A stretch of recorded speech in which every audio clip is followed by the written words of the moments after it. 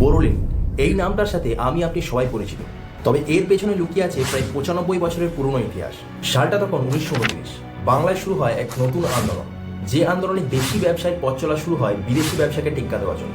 তখন কেউ আঘাত পেলে বা কোথাও কেটে গেলে ভেষজ উপাদান ব্যবহার করা হতো, কারণ ইংরেজদের তৈরি ঔষধপত্র কেনার মতো সামর্থ্য তখন ভারতীয়দের ছিল না।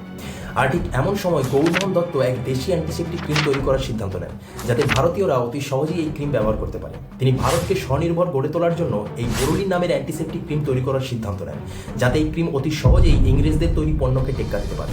ইংরেজরা তার কাজে বাধা সৃষ্টি করলেও তিনি থামেননি। তিনি তার স্বপ্নকে বাস্তবায়িত করার জন্য তার উত্তর কলকাতার বাড়িতে বোরোলিন মজুত করে রাখতেন, যে বাড়িটা আজ অনেকের কাছে বোরোলিন হাউস নামে পরিচিত। এমনকি সেই বছরই বাজারে আসে বোরোলিন অ্যান্টিসেপ্টিক ক্রিম। এই বোরোলিনের প্রতিষ্ঠানটির নাম ছিল জিডি ফার্মাসিউটিক্যালস। তাদের দুটি কারখানা ছিল, একটি ছিল কলকাতায় এবং অন্যটি গাজিয়াবাদে। কোম্পানি বোরোলিন ক্রিম তৈরির জন্য উপাদান হিসাবে antiseptic boric acid, astringent, sunscreen zinc oxide এবং ইমোলিয়েন্ট ল্যানোলিন ব্যবহার করত।